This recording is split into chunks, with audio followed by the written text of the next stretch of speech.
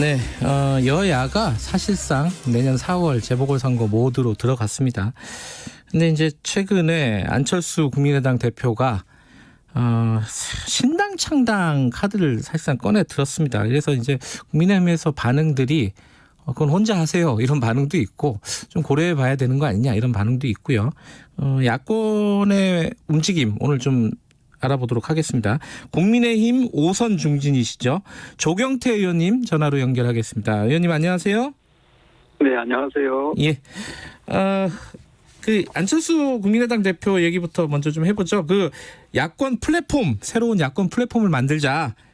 사실상 뭐 신당 창당하자는 건데, 요거 조 의원께서는 어떻게 보셨습니까? 요 얘기를? 그 내용을 좀 더 자세히 보시면은, 예.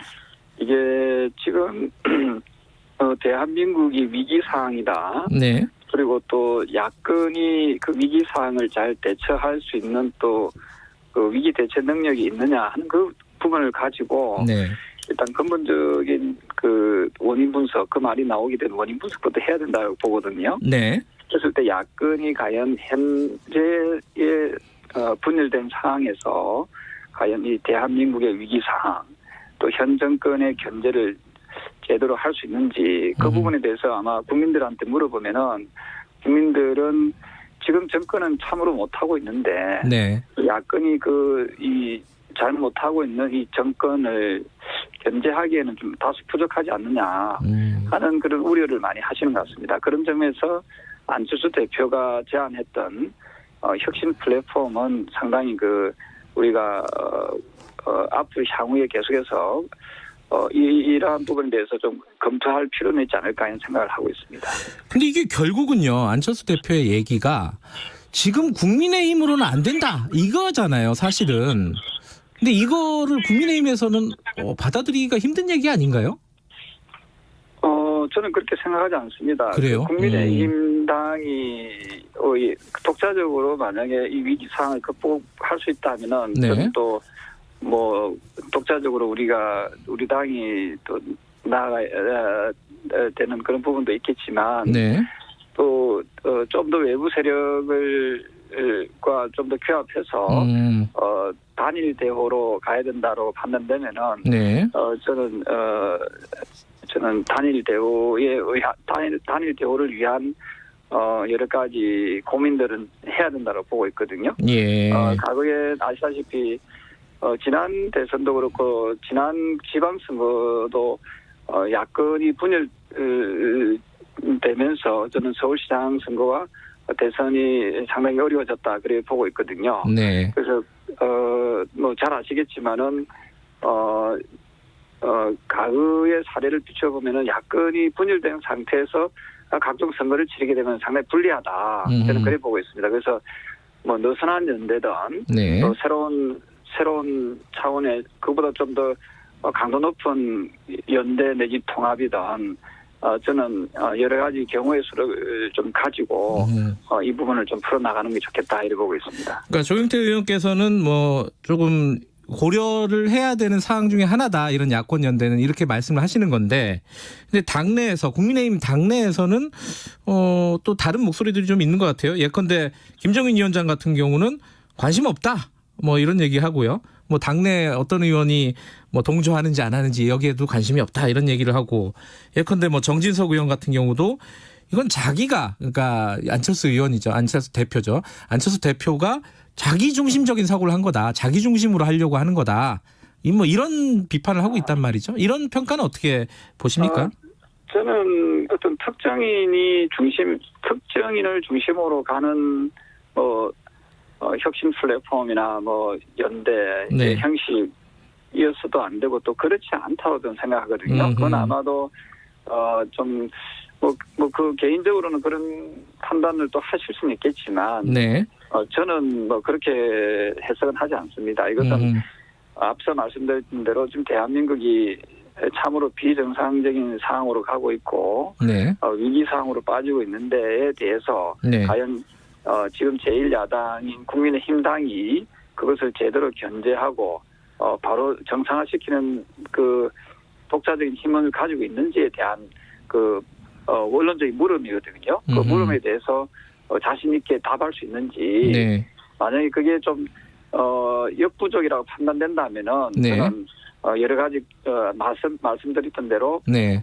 좀 더 우리가 좀 더 진취적인 생각 네. 그걸 좀 해야 되지 않을까 이런 생각합니다.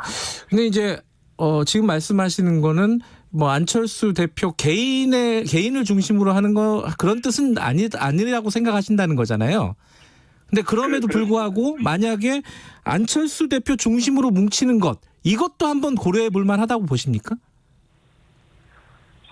지금 방금 말씀 주신 대로 어떤 특정인을 중심으로 뭉치자. 이것은 사실은 동의하는 분들도 계시겠지만 동의하지 않는 분들도 저는 많이 계시리라 보거든요. 네. 그럼 진정한 의미로서의 그 연대나 통합은 이루어내기가 좀 어렵다라고 봅니다. 따라서 저는 이 대한민국의 위기에 빠진 대한민국을 구하기 위한 네. 야권이 단합하고 제가 이 부분은 저 역시도 꾸준히 제안하고 주장했던 부분이거든요. 네. 그게 모든 재정파들이 뭉치고 하나가 되는 그런 필요성에 의해서 필요성에 동의한다면은 저는 네. 이러한 부분을 우리가 함께 좀 추진해 나가자 하는 그런 생각이고요. 이것을 뭐 우리가 탁 잘라서 너무 어떤 한 개인을 위한 거 아니냐 하는 그런 불필요한 의심은 저는 안 하는 것이 좋지 않을까 생각합니다. 근데 이제 국민의힘도 사실 만들어진 지 얼마 안 됐잖아요. 그러니까 이제 뭐 새로 뭘 만든다기보다는 안철수 대표가 하고 싶으면은 뭐 재보궐이든지 뭐 대선이든지 들어와서 해라 이런 의견도 꽤 있잖아요, 그죠? 네네네 그렇습니다. 그런 부분에 대해서도 뭐 저는 하나의 해법이라고 볼 수 있는데요. 네. 그게 과연 국민들께 시민들께 어떤 반응을 보일 수 있을까 하는 그런 고민도 좀 해야 되거든요. 그래서 국민의힘당을 지지하는 지지층도 물론 있지만 또 네. 상당히 좀 비호감으로 또 작용하는 그런 경우도 있지 않겠습니까? 예. 그래서 다양한 부분에서 우리 당이 좀 극복해야 될 부분들을 좀 더 뛰어넘을 수 있는 방법이 무엇일까? 네. 라고 했을 때 저는 이제 우리 당이 내년도 보궐선거에서 또 반드시 네. 야권이 승리하는 네. 그래서 문재인 정권을 견제할 수 있는 구도를 좀 만들어야 된다 보거든요. 그것이 과연 우리 당 독자적으로 해서 그걸 극복해 나갈 수 있다면 뭐 가장 최선의 방안이지만 네.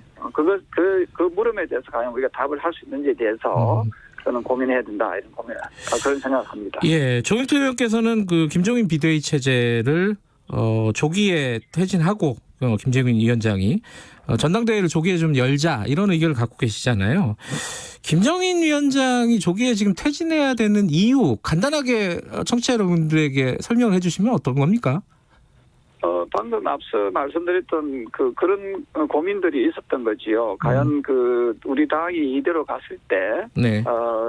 내년 그 지방선거의 승리를 담보해낼 수 있는가에 대한 근원적인 물음. 네. 두 번째로 지금 이 정권이 정부 여당이 이토록 못하는데 네. 아시다시피 대북 관계라든지 예. 또는 라임 옵티머스 사건 같이 아주 대형 금융 사기 사건에 대한 문제, 네. 그다음에 부동산 문제, 네. 전월세 문제, 세금 문제, 이 각종 지금 엄청난 국민들에게 고통을 주고 어떤 대한민국의 근본적인 기강을 네. 흐트리고 무너뜨리려고 하는 그 세력에 대해서 네. 과연 국민의힘 당이 대한정당으로 자리 잡을 수 있겠느냐 하는 그런 물음에 대해서 네. 우리가 답을 하기에 상당히 어려운 그런 형국입니다. 그래서 저는 새로운 변화를 통해서 국민들에게 좀 더 희망과 좀 변화하는 모습을 보여주자는 그런 차원에서 저는 네. 대안으로서 저는 전당대회를 해야 된다. 전당대회를 통해서 우리 당원들을 결집시키고 네. 국민들께 우리 당이 좀 더 변하고 있다 하는 모습을 보여줄 필요가 있지 않을까 그 필요성을 제가 문제 제기한 겁니다. 그럼 지금 이제 보궐선거가 반년밖에 안 남았잖아요. 사실 내년 4월인데 그럼 전당대회를 그 전에 하는 게 이게 이제 당에 바람직한 것이냐 이런 의견을 가지고 계신 분들도 있는 것 같아요. 원래 예정대로 전당대회까지는 이 비대위 체제로 가는 것이 더 지금 안정적이지 않겠느냐. 여기에 대해서는 어떻게 생각하십니까? 저는 우리가 좀 어려운 난간에 부딪혔을 때 예. 그것을 어떻게 풀 것이냐는 해법에서는 좀 다양한 처방이나 또 다양한 또 의견이 있을 수 있다고 보거든요. 네. 저는 방금 말씀드렸던 대로 내년 4월 보궐선거는 결코 져서는 안 되는, 네. 패해서는 안 되는 선거라고 생각합니다. 아시다시피 각종 보궐선거와 총선과 대선, 지방선거에서 우리가 다 연속으로 계속 패하고 있지 않습니까? 예. 있을 때 내년 보궐선거만큼은 우리가 결코 우리 야권이 패해서는 안 된다는 그런 절박함에서 나왔다고 보시고요. 네. 자, 그랬을 때 과연 이대로 가는 것이 좋을지 아니면 앞서 말씀하신 야권이 좀 더 단일 대우로 갈 수 있는 네. 혁신 플랫폼을 만드는 것이 좋을 것인지 대해서는 네. 그것은 저는 여러 가지 방안 중에 하나라고 보고 있고요. 네. 그 중에 하나가 전당대회를 통해서 새로운 지도부를 구성하는 방안도 모색할 수 있다 하고 제가 문제 제기를 했던 것입니다. 근데 이게 비대위 체제가 애초에 출범했던 게 그냥 일상적인 체제로는 개혁이 혁신이 불가능하다는 공감대가 국민의힘에 있었기 때문에 비대위가 출범했던 거 아닌가요? 이게 이제 몇 달 가지도 않고 이렇게 다시 지도 체제를 바꿔버리면은 좀 혼란스럽지 않을까 유권자들이 이런 생각도 좀 드네요. 전당대회의 어떤 필요성에 대해서 네. 제가 그도 말씀드리지만은 네. 지금 우리 당의 지지율이 정체되어 있고 예. 잘 올라가지 않고 있는 그 이유를 예. 우리는 좀 빨리 진단해야 된다 생각을 합니다. 그 이유가 그래서 비대위에 있다는 말씀이신 건가요? 아니 저는 어떤 현 체제가 네. 현 체제로 갔을 때 그거 가면 그러한 우리 당 내의 위기 상황을 극복할 수 있는지에 대해서도 좀 더 따져봐야 된다 보거든요. 네. 그래서 저는 새로운 변화에 대해서 우리가 너무 두려워할 필요는 없다 네. 하는 생각이고요.